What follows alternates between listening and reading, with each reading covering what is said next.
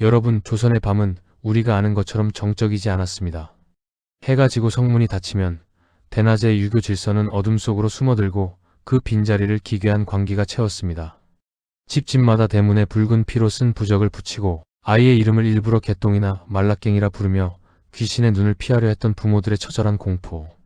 그 공포의 정점에는 조선 역사상 가장 잔혹한 금기, 연매가 있었습니다. 연매는 싫어할 염의 도깨비 매자를 써서 남을 저주하거나 귀신을 부려 해치는 사악한 주술을 뜻합니다. 특히 조선시대의 연매는 남의 아이를 훔쳐다가 산채로 귀신을 만들어 부리는 끔찍한 연쇄살인을 의미했습니다. 이것은 단순히 입으로만 전해지는 무서운 이야기가 아닙니다. 조선의 학자 이익이 쓴 기록에 따르면 이 연매의 제작 과정은 소름 끼칠 정도로 상세합니다. 무당들은 신통력을 얻어 큰 돈을 벌기 위해 가장 먼저 물색을 시작합니다. 대상은 대개 5살을 넘기지 않은 아직 세상의 때가 묻지 않은 어린아이들입니다. 유괴된 아이는 빛 한 점 들지 않는 좁고 어두운 방 혹은 커다란 옹기 항아리 속에 갇히게 됩니다. 이제부터 시작되는 것은 인간이 상상할 수 있는 가장 잔혹한 고문입니다. 무당은 아이에게 음식을 거의 주지 않습니다. 겨우 숨만 붙어있을 정도의 물과 미음만을 주며 아이를 바짝 말려 죽입니다. 시간이 흐를수록 아이의 통통했던 볼살은 움푹 패이고 눈덩이는 튀어나오며 팔다리는 앙상한 나뭇가지처럼 변해갑니다. 항아리 속에서 아이는 팔다리가 꺾인 채 옹기 모양에 맞춰 비정상적으로 비틀려 갇혀 있습니다. 아이가 굶주림에 지쳐 정신이 혼미해질 때쯤 무당은 가장 잔인한 유혹을 시작합니다. 아이가 평소에 가장 좋아하던 떡이나 꿀을 가져와 코앞에서 흔드는 것입니다. 굶주림에 미쳐버린 아이가 본능적으로 그 음식을 향해 앙상한 손을 뻗는 순간 무당은 미리 준비한 날카로운 칼로 아이의 숨통을 단숨에 끊어버립니다. 왜 이렇게 잔인한 짓을 했을까요? 기록에 따르면 아이가 음식에 대한 극한의 집착과 원한을 품은 채 죽어야만 그 영혼이 강력한 귀신의 힘을 발휘한다고 믿었기 때문입니다.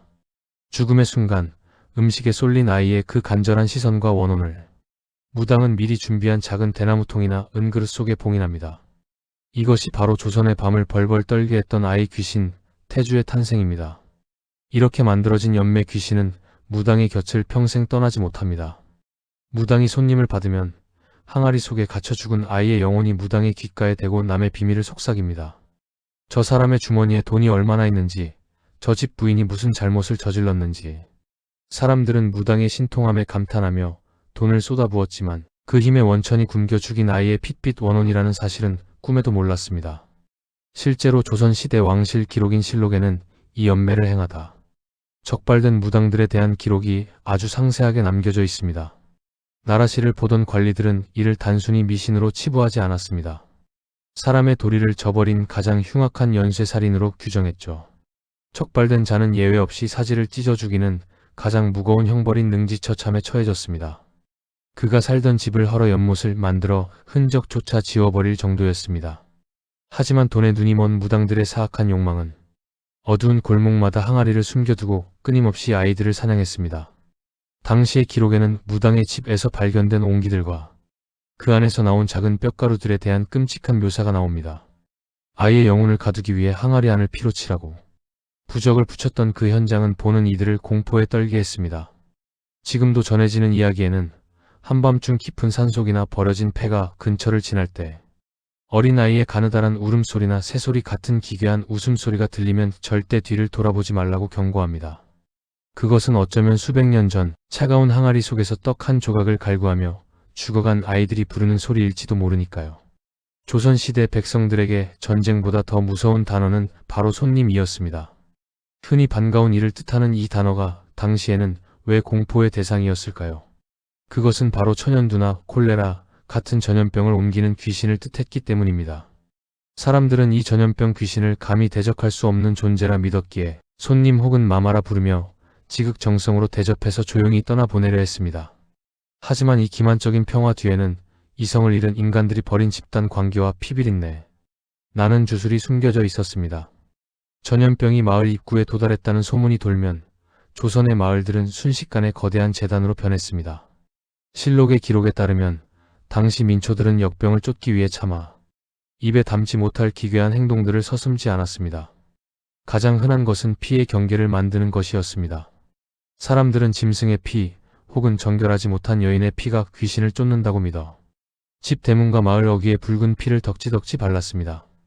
전염병이 창궐할 때마다 마을 전체가 핏빛으로 물드는 기괴한 풍경이 연출되었던 것입니다. 하지만 주술은 여기서 그치지 않았습니다. 병이 깊어져 가족이 죽어나가기 시작하면 백성들은 극단의 선택을 합니다. 바로 시신훼손이었습니다. 기록에 따르면 역병으로 죽은 이의 원혼이 병을 퍼뜨린다고 믿어 이미 매장된 시신을 다시 파헤치는 일이 빈번했습니다. 그들은 시신의 가슴을 가르거나 뼈를 갈아 마시면 병이 낫는다는 근거 없는 믿음에 매달렸습니다. 성군들이 다스리던 조선의 대낮 뒤편에서는 밤마다 무덤을 파헤치고 뼛가루를 나누어 먹는 집단적인 광기가 들불처럼 번지고 있었습니다. 심지어 이 광기는 살아있는 사람에게로 향했습니다. 마을에 전염병이 돌면 사람들은 희생양을 찾기 시작합니다. 외지에서 온 낯선 사람이나 평소 미움을 사던 이웃을 귀신을 몰고 온 자로 몰아세웠습니다. 중종실록을 비롯한 여러 기록에는 엽기를 쫓는다는 명목으로 무고한 사람을 나무에 묶어놓고 화형에 처하거나 돌을 던져 죽이는 사적 제재가 비일비재하게 일어났음을 전합니다. 국가가 다스리는 법보다 귀신에 대한 공포가 앞섰던 시대에 전염병은 사람들을 짐승으로 만들었습니다. 조정에서도 이 사태를 방관하지 않았습니다.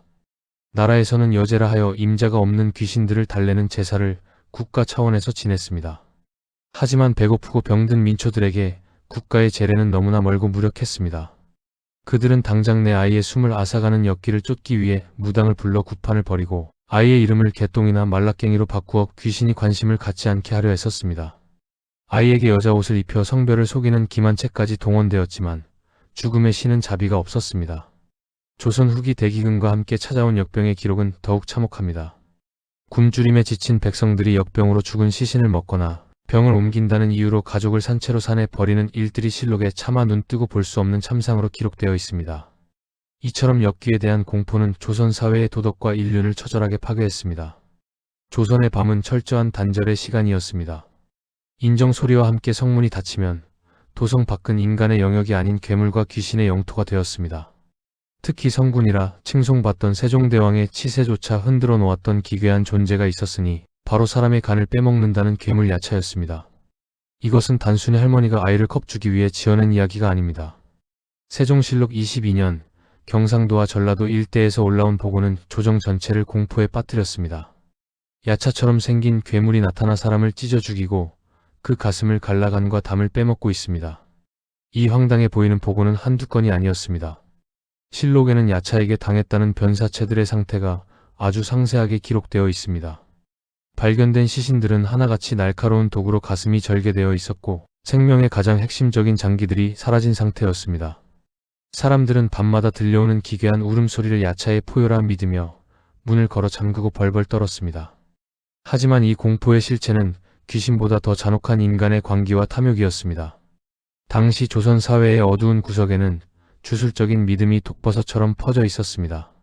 사람의 신선한 간이나 쓸개를 먹으면 불치병이 낫는다거나 강력한 힘을 얻는다는 사악한 민간요법이 돌았던 것입니다. 야차의 소행으로 알려진 사건들의 진실은 사실 병든 부모를 살리겠다는 맹목적인 효심이나 더 큰 신통력을 얻으려는 주술사들이 벌인 조직적인 장기 적출 범죄였습니다.